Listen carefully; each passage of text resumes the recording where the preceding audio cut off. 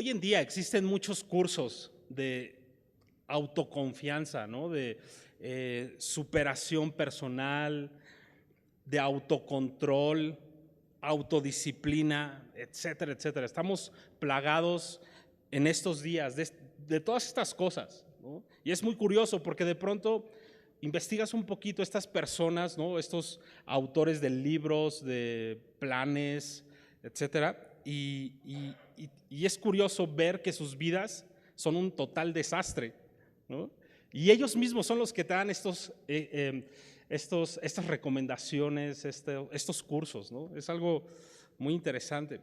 Pero la Biblia me dice que la autoconfianza para el creyente es un grave pecado.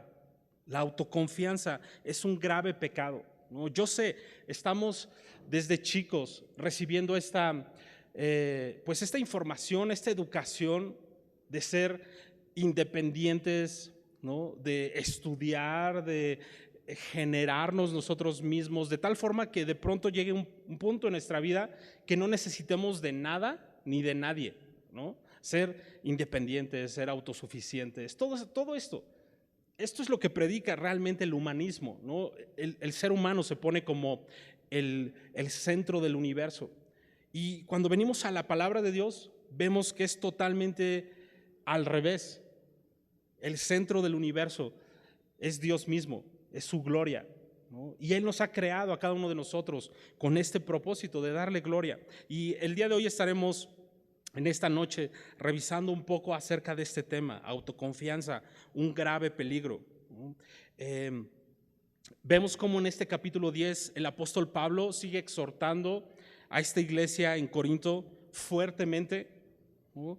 Esta iglesia, ¿recuerdas? Estaba caminando, andando, confiaba en sí mismo, en sí misma, ¿no? Esta iglesia se gloriaba, se jactaba de estos regalos espirituales que en la gracia de Dios les había otorgado, ¿no? Recuerdas en los primeros capítulos cómo Pablo dice, es que ustedes son carnales, o sea, y no de carnales así de amigos, sino son muy mundanos, ¿no?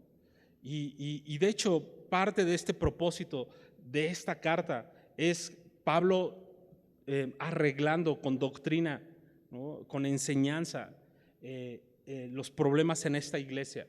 Y esta iglesia asumían que el conocimiento teológico, ¿no?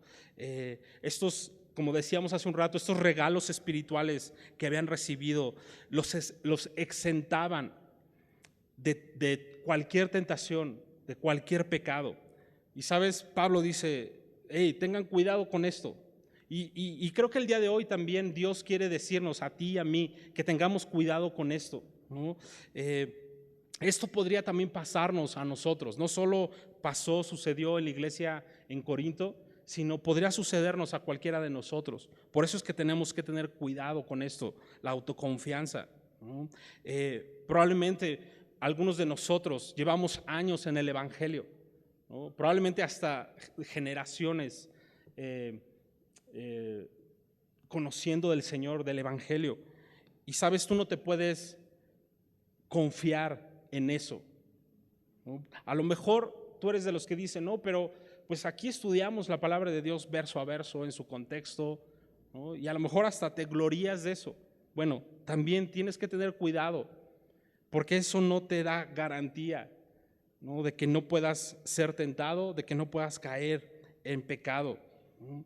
La autoconfianza, ¿no? De pronto Dios nos usa y de pronto le compartimos a alguien de la familia, ¿no? Y Dios toca su corazón y viene a los pies de Cristo, y de pronto le compartes a alguien en el trabajo y sucede lo mismo, y de pronto ya estás, pues literalmente eres un evangelista por ahí y te sientes usado por Dios.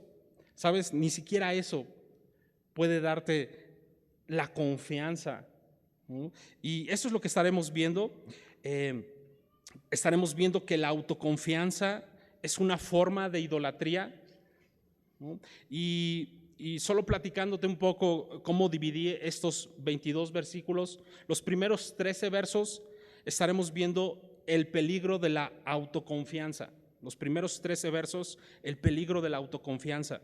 Del verso 14 al 22 estaremos viendo el peligro de asociarte con demonios.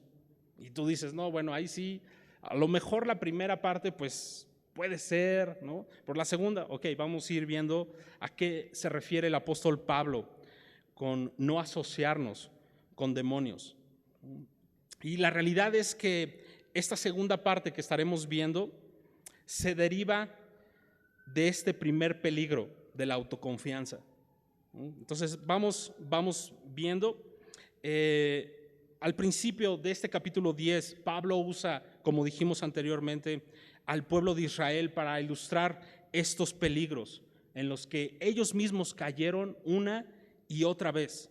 Por eso es que nosotros como creyentes debemos evitar a toda costa caer en estos mismos pecados, en estos mismos errores, ¿no?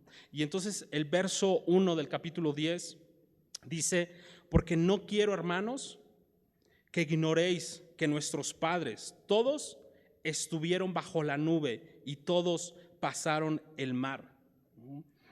Algo importante es que en el Nuevo Testamento, el mismo apóstol Pablo escribe en 4 ocasiones esta misma frase, porque no quiero, hermanos, que ignoréis acerca de, y son 4 temas, no los vamos a revisar estos 4, 2 son en Romanos, otros 2 son aquí en Primera de Corintios.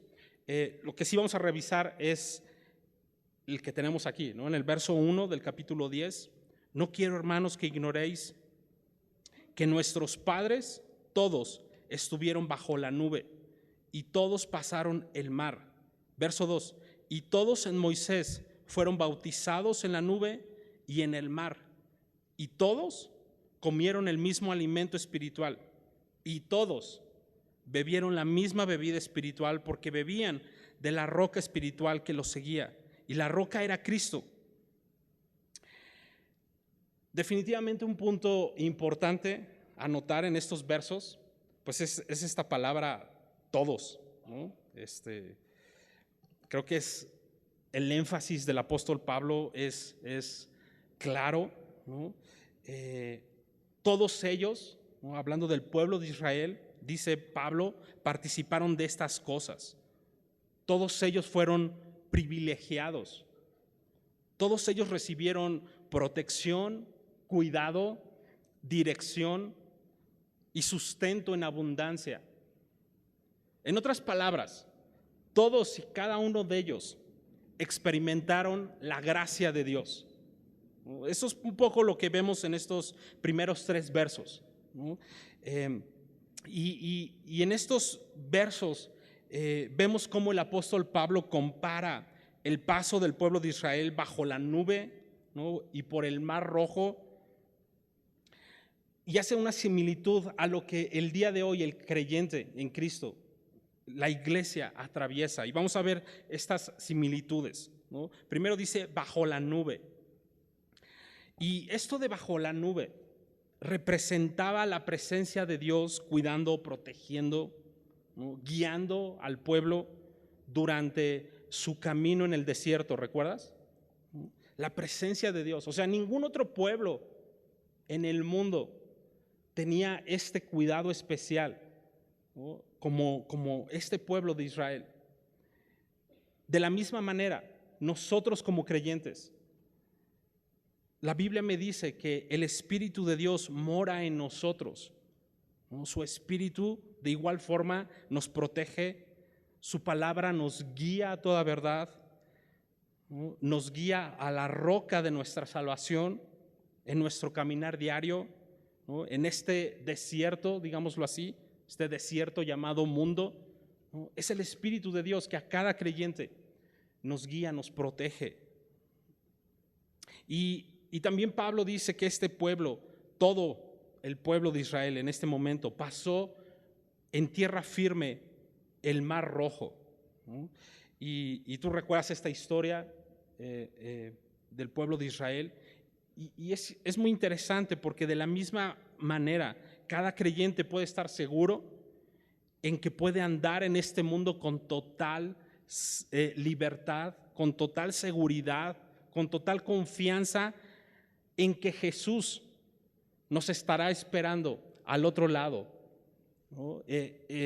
Cada creyente tiene esta esperanza de que un día veremos al Señor cara a cara, ¿no? Es decir, nuestra esperanza no está en este mundo. Si tú como creyente tu esperanza está en este mundo, pues déjame decirte que en este mundo no tienes muy buenas esperanzas, muy buenas expectativas, ¿no? La palabra de Dios me dice que cada creyente es como un peregrino, como un extranjero, ¿no? Por ello, no hagas muchas raíces en este mundo, ¿no? Dios está preparando un lugar para nosotros y esa es nuestra esperanza, ¿no? También, de la misma manera que el pueblo de Israel fue identificado, bautizado por Moisés. ¿Recuerdas Moisés siendo esta figura de el libertador de este pueblo, ¿no? Moisés siendo la figura también, el líder que Dios había puesto para este pueblo. Bueno, de la misma manera como el pueblo de Israel en ese tiempo fue bautizado por Moisés, bueno, así el día de hoy cada creyente en Jesucristo se puede identificar con el bautismo de Cristo, ¿no? ¿Cuál es el bautismo de Cristo? Bueno, Él vino, el Hijo de Dios vino a esta tierra, habitó entre nosotros, ¿no? Murió en una cruz por nuestros pecados, ¿no? Pero al tercer día resucitó, ¿sabes? Y en eso cada creyente nos identificamos, ¿no? El apóstol Pablo también dice más adelante, si Cristo no resucitó, pues entonces vana es nuestra fe, ¿no? Definitivamente nosotros como creyentes nos identificamos con el bautismo de Cristo, su sacrificio, su muerte y su resurrección. De esta manera no solo te identificas, ¿no? Porque puede sonar como a un partido político, a un partido de fútbol, ¿no? Que dices, yo me identifico con este equipo de fútbol. Va mucho más allá de eso, de identificarte con el bautismo de Cristo, sino que al poner tu fe, tu esperanza en el Señor, bueno, somos librados por el poder de Dios del pecado y de nuestra propia carne. Entonces es algo increíble, va más allá de simplemente identificarte. ¿Qué más vemos en estos versos? Que así como Dios abrió este mar rojo para que el pueblo de Israel dejara atrás Egipto, ¿no? Dejara la esclavitud en la que vivían, bueno, de la misma manera nosotros como creyentes, a través de la resurrección de Jesucristo, nos hemos separado del mundo, de la esclavitud, ¿no? De nuestra propia carne. ¿Para qué? Para andar en vida nueva, ¿no? Y entonces el apóstol Pablo está explicando en estos primeros versos, o poniendo como ejemplo al pueblo de Israel, ¿no? El pueblo de Israel comió, fue sustentado por Dios. ¿Recuerdas? Dios enviándoles este maná directamente del cielo, ¿no? Era una comida celestial, literalmente. De igual forma, el creyente el día de hoy es sustentado y alimentado por Cristo, ¿no? ¿Recuerdas?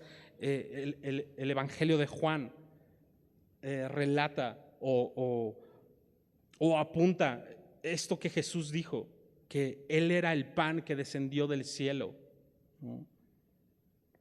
Por otro lado, vemos también que Israel, el pueblo de Israel, bebió agua en el desierto, ¿recuerdas? Provista sobrenaturalmente por medio de la roca, ¿no?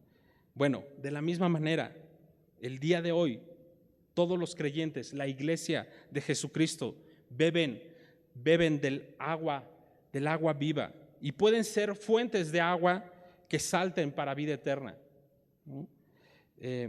Y todo esto está increíble. Hasta aquí, hasta el verso 4 pone Pablo este ejemplo de la fidelidad, de la gracia, del cuidado, de la protección, del plan de Dios para con su pueblo. Pero acompáñame al verso 5 y viene el primer pero, ¿no? Verso 5 dice, pero de los más de ellos no se agradó Dios, por lo cual quedaron postrados, en el desierto. No se agradó Dios de ellos. En otras palabras, este pueblo fue eliminado, fue desaprobado, fue reprobado por Dios. Prácticamente eso es lo que está diciendo este verso 5, ¿no? Estas personas perdieron sus vidas por su pecado, ¿no? Y tú puedes leer la historia de Israel en este tiempo, y literalmente Dios trajo un juicio sobre la mayoría de las personas del pueblo de Israel, ¿no? Acompáñame a Mateo capítulo 8, verso 35. Mateo 8, verso 35.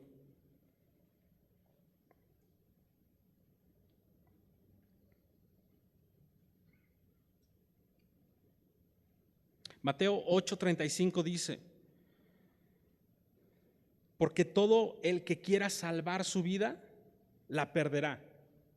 Pero todo el que pierda su vida por causa de mí y del Evangelio, la salvará. Esas son palabras de Jesús. Esto es algo que Jesús afirmó, que el día de hoy sigue vigente esta ley espiritual, esta realidad. Porque todo aquel que quiera salvar su vida, la perderá. Pero todo el que pierda su vida por causa de mí y del Evangelio, la salvará. ¿Sabes? Estas personas, este pueblo de Israel, quiso ganar su vida, quiso disfrutar de los deleites de este mundo, quiso hacer su propia voluntad, simplemente recibir las bendiciones de Dios, pero sin ninguna responsabilidad, ¿no? Y literalmente perdieron sus vidas a causa de su pecado. ¿Sabes? Lenin, tú lo conoces, Lenin Gutiérrez, dice esto: buenos inicios no garantizan buenos finales. Y creo que es cierto, ¿no? Y si piensas en alguna película también, ¿no? Puede ser cierto, de pronto toda la acción está increíble, pero el final así un súper churro, ¿no? Bueno, esto no fue actuación, esto es algo que sucedió en el pueblo de Israel, ¿no? Buenos inicios no garantizan buenos finales. Decíamos que el pueblo de Israel experimentó de primera mano, ¿no?, el amor, la gracia, el poder de Dios. Sin embargo, ellos fallaron. Digamos que el pueblo de Israel estaba en primera fila y a primera hora para recibir la añadidura de Dios, ¿no?, las bendiciones de Dios, pero no estaban dispuestos a buscar primeramente su reino y su justicia, ¿no? Son de estas personas que de pronto quieren todas las promesas de Dios y de pronto tienen hasta en su Biblia y subrayan todas las promesas así padrísimas, ¿no? Y está bien, pero de pronto se topan con cosas como: y los que quieran vivir piadosamente, ¿no?, queriendo agradar a Dios, padecerán persecución. Y dicen: no, esto me lo salto, esto no me gusta, ¿no? Este pueblo de Israel deseaba todos los privilegios sin las responsabilidades. ¿Sabes? Ellos llegaron a confiar más en sí mismos que en Dios. Por eso es que la autoconfianza es un grave peligro. Ahora, ¿cómo saber si estoy cayendo en este pecado? Revisemos la siguiente lista, ¿no? Y de pronto, si identificas uno o más pecados de esta lista que estaremos leyendo en tu vida, ¿sabes? Has caído en autoconfianza. No importa cuánto tiempo tengas de cristiano, no importa cuánto tiempo o cuántas generaciones, ¿no?, en tu familia hayan sabido del Evangelio, no importa si estás sirviendo a Dios el día de hoy, no importa eso. Tú y yo debemos cuidarnos de no caer en estos pecados, ¿no? ¿Recuerdas? Ya que el pueblo de Israel, por no cuidarse de sí mismos, cayeron en repetidas ocasiones en estos pecados, hasta perder sus propias vidas, ¿no? Entonces, acompáñame al verso 6 de este capítulo 10 de Primera de Corintios. Verso 6 dice: mas estas cosas sucedieron como ejemplos para nosotros, ¿no? Entonces, definitivamente es importante escudriñar las Escrituras, saber lo que está escrito, ¿no? Ejemplos buenos de hombres de Dios como ejemplos malos, ¿no? Mas estas cosas sucedieron como ejemplos para nosotros, para que no codiciemos cosas malas como ellos codiciaron. Verso 7, ni sean idólatras como algunos de ellos. Según está escrito, se sentó el pueblo a comer y a beber y se levantó a jugar. ¿No? Esta palabra jugar, pues no es lo que probablemente estás pensando de, pues a lo mejor se pusieron a jugar futbolito. No, está hablando de, o alude a que tenían relaciones sexuales ilícitas. ¿No? Verso 8 dice, ni forniquemos como algunos de ellos fornicaron y cayeron en un día 23,000. Verso 9, ni tentemos al Señor, como también algunos de ellos le tentaron y perecieron por las serpientes. Ni murmuréis, como algunos de ellos murmuraron y perecieron por el destructor. Qué gran lista de pecados vemos aquí, ¿no? Cada uno de estos 5 pecados que vemos en estos versos, pues se originan por el pecado de la autoconfianza. El primero de ellos es codicia. Y codicia me habla de anhelar, desear, poner el corazón sobre, ¿no? Desear desmedidamente algo, ¿no? Algo malo o algo que no te pertenece. Eso me habla esta palabra codiciar. El segundo pecado que vemos aquí es el de la idolatría. Literalmente esta palabra significa servir, adorar a algo o a alguien encima de servir o adorar a Dios, ¿no?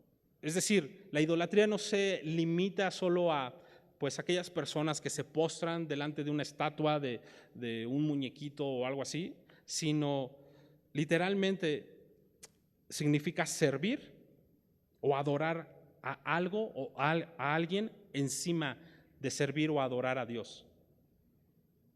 Podría ser una relación, podría ser tu trabajo, podría ser tu cuenta bancaria, podría ser tu familia, podrían ser 1000 cosas. El tercer pecado grave que vemos en esta lista, fornicación. Y definitivamente me habla de serle infiel a Dios con tu propio cuerpo y mente, ¿no? Me habla de el sentido carnal, sexual, pero también de un sentido espiritual. El cuarto pecado, tentar a Dios. Tentar a Dios. Y sabes, esto me habla que como creyentes no estemos viviendo y obedeciendo a su palabra. Al no vivir y obedecer su palabra, literalmente estamos tentando a Dios. Otra forma de tentar a Dios, ¿no? Aquellos que continuamente desean que Dios responda a sus caprichos, ¿no? Sabes, estas personas no tienen un entendimiento sano, no tienen un entendimiento correcto de quién es Dios. Y con su actitud, ¿no? Retan, tientan a Dios, su paciencia, su misericordia, ¿no? Tentar a Dios, otro grave pecado. Y el quinto y último pecado de esta lista, murmuración, ¿no? Que prácticamente tiene que ver con quejarse, murmurar, ¿no? También estas personas que nada nunca les es suficiente, ¿no? Aquellos que menosprecian las cosas espirituales que tenemos en Cristo, que desprecian el Evangelio, lo que Dios hizo por ellos. Es decir, bueno, sí, soy cristiano, qué padre que Cristo murió por mí, pero ¿no? Realmente pues yo no necesitaba un Salvador, sino lo que necesitaba pues era una casa, lo que necesitaba era dinero, lo que necesitaba era salud, lo que necesitaba, ¿no?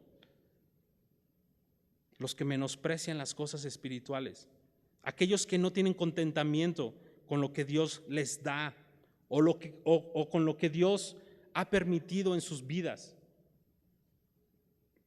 ¿Sabes? Esto tiene que ver, la murmuración, la queja, tiene que ver con apatía, ¿no? Apatía, dicen por ahí que es la hermana de la queja, ¿no? Prima cercana de la amargura y de la insatisfacción, parienta de la ingratitud y la soberbia, ¿no? Entonces imagínate qué familia, ¿no? Apatía, amargura, insatisfacción, ingratitud y soberbia. Porque cuando somos ingratos, pues creemos que nos merecemos otras cosas, ¿no? Y eso literalmente es soberbia, es orgullo. ¿Qué lista tenemos aquí de estos pecados? ¿No? Y recuerdas que al principio leíamos que todo el pueblo participó de las bendiciones de Dios. ¿Sabes? Cuando hay autoconfianza, cuando nos creemos fuertes, entonces somos débiles. Somos vulnerables al pecado. Por eso es que este pecado de la autoconfianza es muy grave. Todos los pecados son malos, ¿no? Pero este pecado de la autoconfianza nos lleva o nos puede llevar literalmente a estos 5 pecados. ¿No? Alguien alguna vez dijo, los privilegios espirituales nunca nos dan licencia para pecar. ¿No? Este pueblo había recibido y había visto en primera fila, había experimentado el amor, la gracia de Dios. ¿No? Y por eso es que el apóstol Pablo nos está exhortando, nos está advirtiendo que a nosotros como creyentes del día de hoy no podemos ir en ese mismo camino. Ok, verso 11 del capítulo 10 dice: y estas cosas les acontecieron como ejemplo y están escritas para amonestarnos a nosotros, a quienes han alcanzado los fines de los siglos. Cuidado, porque generalmente los afanes de hoy hacen que olvidemos las lecciones del pasado. Te lo repito nuevamente. Los afanes de hoy hacen que olvidemos las lecciones del pasado. Y es prácticamente lo que el apóstol Pablo nos está diciendo en este verso 11. ¿No? Todas estas cosas que acontecieron, diciendo Pablo que me estoy tomando el tiempo de volverles a escribir, ¿no? Estos ejemplos están escritos para amonestarnos a nosotros. ¿No? Y cuidado, porque el día de hoy nuestros afanes podrían estarnos distrayendo de las cosas que Dios no quiere que caigamos, ¿no? De estos malos ejemplos. La historia del pueblo de Israel debiera ser un ejemplo de advertencia para nosotros el día de hoy.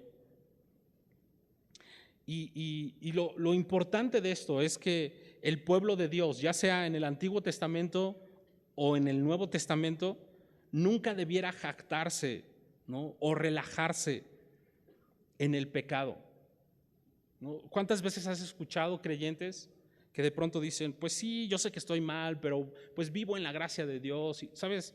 La gracia de Dios no es un cheque en blanco para que tú peques. Esa no es la gracia de Dios. Pablo, el mismo apóstol Pablo decía que él no había recibido en vano la gracia de Dios. ¿Recuerdas? ¿No? Y de pronto dice, es más, antes he trabajado más que todos los apóstoles. Y dice, bueno, no yo, sino la gracia de Dios a través de mí. Su gracia no había sido en vano para con Pablo. ¿Sabes? Y una manera que podemos examinarnos es que si realmente hemos recibido la gracia de Dios, ¿sabes? Dios está continuamente transformando nuestra vida. Si no lo está haciendo, tú estás haciendo vana su gracia en tu propia vida. Por otro lado, no minimicemos el pecado en nuestras vidas, en nuestras familias, en nuestros negocios, en nuestras relaciones, en la iglesia de Dios, ¿no? Y en cualquier área. No minimicemos el pecado. Y acompáñame al verso 12. El verso 12, creo yo, es un verso clave en toda esta porción que estamos viendo. Y dice, así que el que piensa estar firme, mire que no caiga. Y en este solo verso, en el verso 12, veo por lo menos 3 pecados o 3 cosas a evitar, ¿no? El primero es definitivamente autoconfianza. El segundo es orgullo y el tercero es engaño. 3 pecados a evitar. Así que el que piense estar firme, mire que no caiga. Autoconfianza, orgullo y engaño. ¿Sabes? Esto como consecuencia nos va a llevar a la ruina. Me encanta el apóstol Pablo en esta parte porque dice el que piense estar firme. No dice el que está firme, sino el que piense, ¿no? El que se imagina, casi si fuera chilango, el que alucina, ¿no? Que está firme. Y sabes, así es el orgullo. El orgullo te hace creer que estás bien. El orgullo, aunque es evidente, ¿no? Los frutos de tu vida, las decisiones que puedas tomar día a día, si son de Dios o no son de Dios. Sabes, el orgullo trata de distorsionar la realidad, ¿no? Y aunque la evidencia en tu propia vida sea irrefutable, ¿no? De que no estás firme en el Señor. Sabes, el orgullo es, no, yo creo que sí estoy firme, o sea, no estoy tan mal, ¿no? Y sabes, el orgullo viene cuando no nos humillamos constantemente delante de Dios. Esto nos lleva al autoengaño, ¿no? A creérnosla, a decir esto, no estoy tan mal, ¿no? Hay personas peores que yo, ¿no? Y eso es autoengaño. Y todo comenzó con autoconfianza, la autoconfianza, ¿no? De tal manera que el fin de esto será nuestra propia ruina. Por eso el apóstol Pablo dice, aguas con esto, cuidado con esto. El que piense estar firme, mire que no caiga. Y es muy interesante porque en este verso 12 el apóstol Pablo exhorta al creyente que tiene una excesiva confianza en sí mismo, ¿no? Lo exhorta fuertemente, pero en contraste Pablo alienta y da ánimo al creyente temeroso en el verso 13, ¿no? Entonces leamos el verso 13, dice, no nos ha sobrevenido ninguna tentación que no sea humana. En el original, en el idioma original que se escribió el Nuevo Testamento, en el griego, esto significa que Dios, que no nos ha sobrevenido ninguna tentación que sea común a cualquier hombre. Es decir, las pruebas, las tentaciones que de pronto pasamos no son extraterrestres, no son de otro mundo, ¿no? No te sientas tan especial en el sentido de decir, no, es que a mí tú no conoces lo que estoy pasando. Bueno, la palabra de Dios dice que estas tentaciones, estas pruebas son común a todo hombre, ¿no? Y dice también, pero fiel es Dios, que no os dejará ser tentados, ¿no? Más de lo que podéis resistir, sino que dará también juntamente con la tentación la salida para que podáis soportar, ¿no? Es algo muy interesante esta palabra tentación. La palabra tentación y la palabra prueba es la misma palabra, ¿no? Ya lo estaremos viendo un poquito más adelante, pero antes de ver qué significa tentación, qué significa prueba, qué es lo que Pablo está escribiendo en este verso, ¿sabes? Podemos darle gracias a Dios por esta gran promesa. Ninguna tentación nos ha venido que sea sobrehumana, ¿no? Podemos darle gracias a Dios por esta gran seguridad de la victoria. Y esto, cada creyente lo tiene disponible, ¿no? Y ahora, hay 2 cosas a establecer en este tema, ¿no? Y te voy a leer esta cita, Santiago capítulo 1, versos 13 al 14. Santiago 1, 13 al 14 nos dice: cuando alguno es tentado, no diga que es tentado de parte de Dios, porque Dios no puede ser tentado por el mal, ni Él tienta a nadie, sino que cada uno es tentado cuando de su propia concupiscencia es atraído y seducido. Es decir, jamás pondrá Dios a prueba tu fe, o jamás va a disciplinarte de tal forma que tú seas destruido, ¿no? O de tal forma que tú caigas en pecado. Prácticamente es lo que podemos hablar acerca de estos dos versos del capítulo 1 de Santiago, ¿no? De hecho, es todo lo contrario. Dios quiere, a través de las pruebas, a través de la disciplina incluso, porque esta palabra tentación la puedes traducir como prueba, pero también como disciplina, ¿no? A través de esto, Dios quiere hacer crecer nuestra fe, ¿no? Y esta es la primera cosa que tenemos que establecer. Dios no va a ponerte pruebas para que caigas, ¿no? O sea, para que sea tu propia destrucción. Al contrario, ¿no? Y segundo punto que hay que establecer: Dios no te sacará de la tentación. Y tú dices: híjole, esa no me gusta, ¿no? Me gusta la primera, pero la segunda no me gusta. No, sí te va a gustar. Mira, Dios no nos saca de la tentación por una razón, y vamos a estar viendo. Decía hace un rato que tentación es la misma palabra en griego que prueba, ¿no? Tanto cuando tú veas prueba en el Nuevo Testamento, tentación, es la misma palabra, sobre todo en este pasaje de 1 Corintios 10, 13, ¿no? Es decir, lo podemos ver de esta forma: Satanás, o nuestra propia carne, nuestra propia humanidad, ¿no?, nos tienta con el propósito de deshonrar a Dios, con el propósito de caer en pecado, ¿no? Por otro lado, Dios nos prueba para crecer, para madurar en la fe, ¿no? Checa en tu casa esta cita, Primera de Pedro capítulo 1, verso 6. Primera de Pedro capítulo 1, verso 6. Checa esto. Esto es parte de lo que estamos hablando.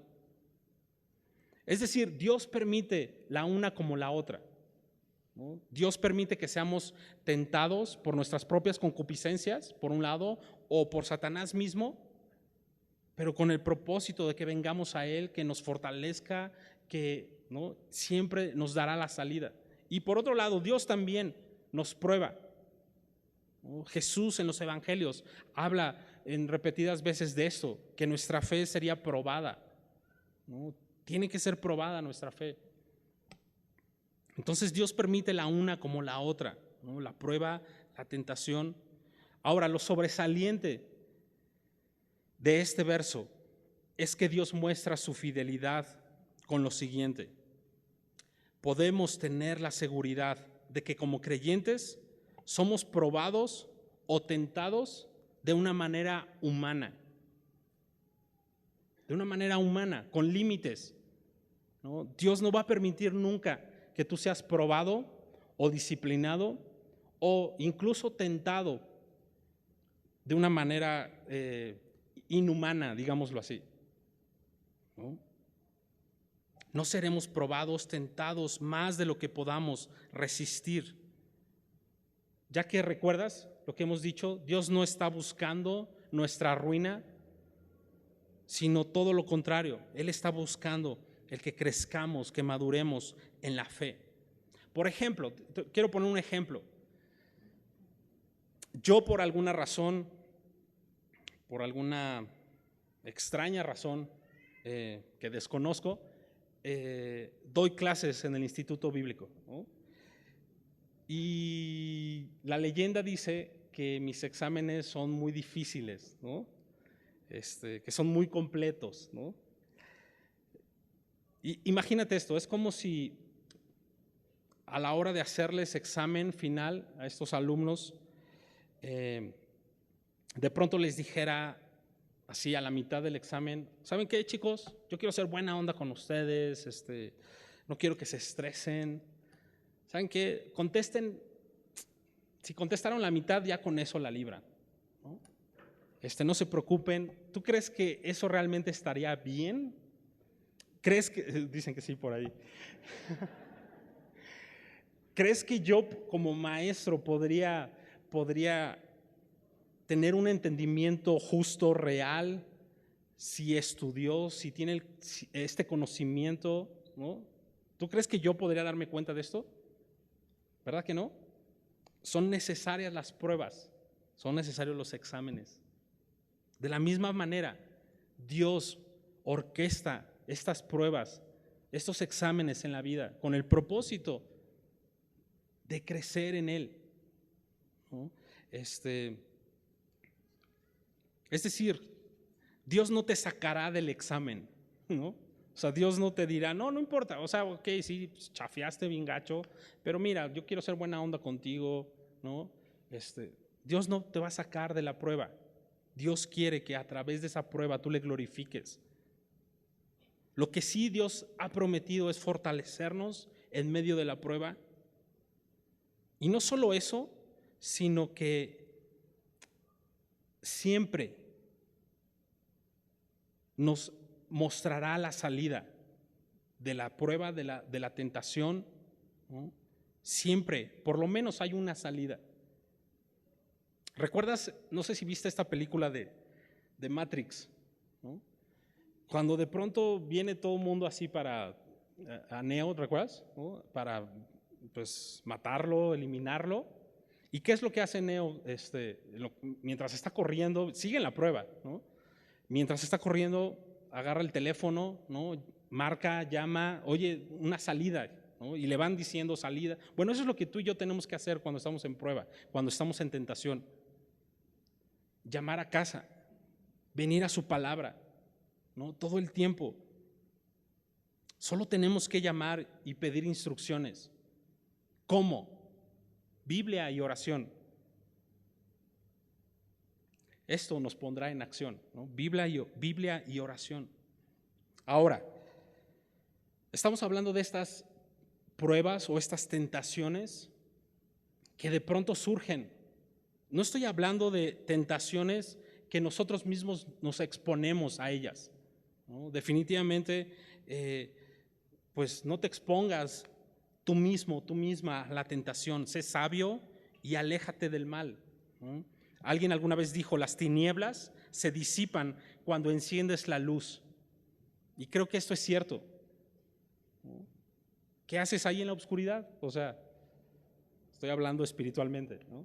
¿Qué haces ahí? O sea, si tu carne tiende para esas cosas, ¿sabes? Solo prende la luz, solo ven a la palabra, ¿no? Y bueno, el segundo peligro. Les decía hace un rato al principio de este estudio que el segundo peligro era tener comunión con los demonios, ¿no? Y tú decías, probablemente varios de nosotros al escuchar esta palabra, y sobre todo aquí en Semilla, ¿no? Pues decimos, no, espérame, yo no tengo ninguna comunión, ninguna participación, porque esta palabra participar, ¿no? Que lo estaremos viendo un poco más adelante, en la mesa de los demonios, tiene que ver, esta palabra participar tiene que ver con asociarte con, ¿no? O tener en común con los demonios, ¿no? Y a lo mejor tú dices, no, ahí sí no. O sea, a lo mejor autoconfianza, de pronto sí, pues no vengo a su palabra, no oro, tomo las decisiones pues como me venga mi propia prudencia, ¿no? Pero eso de participar con los demonios, eso ahí sí, no, yo ni me meto, ok. ¿No? A lo mejor hasta varios de aquí se persignan y todo al escuchar esto, ¿no? De los demonios. Pero veamos qué es lo que la Biblia dice acerca de tener comunión o asociarte con demonios en esta porción que estamos revisando. La pregunta es, ¿puede un creyente participar con demonios? La respuesta la vemos aquí en esta porción que estaremos leyendo a continuación. Definitivamente el creyente no debiera asociarse con, Pero vamos a ver cómo el apóstol Pablo nos dice, inspirado por el Espíritu de Dios, que un idólatra se convierte automáticamente en socio de los demonios, ¿no? Entonces esto es fuerte, ¿no? Y recuerda, esto no es para la gente que está afuera. O sea, esto no es para que, sí, le voy a decir a mi tía Chonita que es bien idólatra. O sea, no, esto es para los creyentes, eso es para ti y para mí. Definitivamente no estamos hablando de una posesión demoníaca o algo así, ¿no? Ya lo estaremos revisando, pero lo que el apóstol Pablo advierte, sobre todo en el verso 21, ¿no? Es que no participemos de la mesa del Señor, de tener comunión con el Señor, ¿no? Con su sacrificio, con el evangelio, y por otro lado también tengamos comunión o participemos en pecados con los demonios, ¿no? Y sabes, todo comienza con este pecado de la autoconfianza, ¿no? Deuteronomio capítulo 32 nos narra y podemos observar que se puede adorar a los demonios mediante ídolos. Se puede adorar a los demonios mediante los ídolos. Eso es lo que el pueblo de Israel había hecho. Deuteronomio capítulo 32, verso 17. Entonces, vamos al verso 14 del capítulo 10 de Primera de Corintios. Por tanto, amados míos, dice Pablo, huid de la idolatría. Ahora, algo que tú y yo tenemos que estar bien conscientes es que el corazón humano es una fábrica de hacer ídolos. Porque a lo mejor tú dices, no, yo no soy ningún idólatra, o sea, eso ya pasó, soy creyente. Sabes, tu corazón y el mío es una fábrica de hacer constantemente ídolos. Sabes, es tan fácil servir, postrarnos, entregar nuestro corazón, nuestra fuerza, nuestro tiempo, nuestros recursos, nuestras emociones, nuestra pasión a cualquier cosa antes que a Dios. Eso es muy fácil. Y tú y yo como creyentes no estamos exentos de esto. De hecho, cuando empieza la autoconfianza en nosotros mismos, es cuando empezamos a ceder y empezamos a dividir nuestro corazón para con Dios. Por eso es que la instrucción del apóstol Pablo es clara, ¿no? Huye de la idolatría. Es muy interesante. Te invito a que hagas esta tarea en tu casa en esta semana. Agarra una concordancia y ve en el Nuevo Testamento, busca esta palabra huye, ¿no? De las cosas que la Biblia te dice que tienes que huir. Te decía hace un rato que Dios no te va a sacar de la prueba. O sea, por más que ores, Dios no te va a sacar, porque ya vimos que Dios ocupa en la vida de los creyentes las pruebas para fortalecer su fe, para grabar la imagen de su Hijo en ellos, ¿no? ¿Qué es lo que tenemos que hacer? Huir, ¿no? Huye de cualquier cosa, huye de cualquier persona o circunstancia que pueda cautivar tu corazón. Huye. Pablo en Colosenses capítulo 3 nos dice que hagamos morir lo terrenal en nosotros, ¿no? Fornicación, impureza, y esta palabra impureza podrían ser cosas buenas, pero con malas motivaciones, ¿no? Fornicación, impureza, pasiones desordenadas, malos deseos, avaricia. Dice que la avaricia es idolatría. ¿Recuerdas? En Cristo tenemos libertad, pero la libertad trae consigo responsabilidad. Nuestra responsabilidad como creyentes es huir de la idolatría. Por otro lado, el origen de la idolatría es demoníaca. Por eso es que Pablo dice, no te asocies, no tengas comunión, no participes de estas cosas. En otras palabras, no te asocies con el enemigo, no tengas nada que ver con el enemigo. Vive para tu Señor, para tu Salvador. Regresando al verso 15 de 1 Corintios 10, dice, como a sensatos os hablo, juzgad vosotros lo que digo.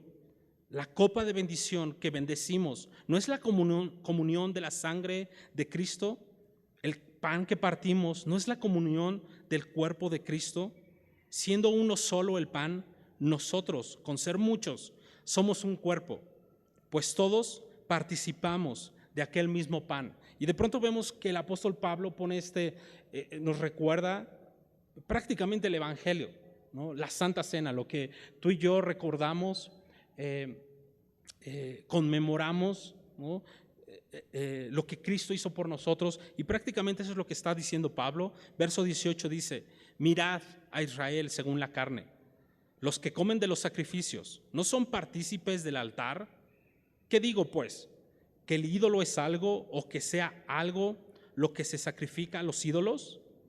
Antes digo que lo que los gentiles sacrifican, a los demonios lo sacrifican, y no a Dios. Y no quiero que vosotros os hagáis partícipes con los demonios.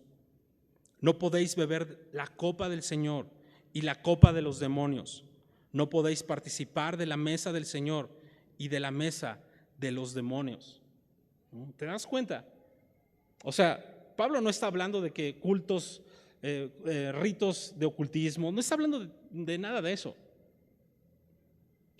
El que nuestro corazón esté dividido, que nuestro corazón no esté comprometido al 100% con Dios. ¿Sabes? Eso es idolatría, porque le estás dando tu vida, tu corazón a alguien o a algo más que no es Dios.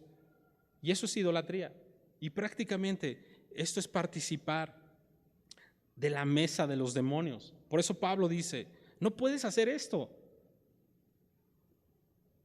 Verso 22: ¿o provocaremos a celos al Señor? ¿Somos más fuertes que Él? ¿Somos más fuertes que Él? Pues la respuesta obvia es no. Por eso seamos sabios, ¿no? Este es el título de esta serie, de este libro de Primera de Corintios. Seamos sabios.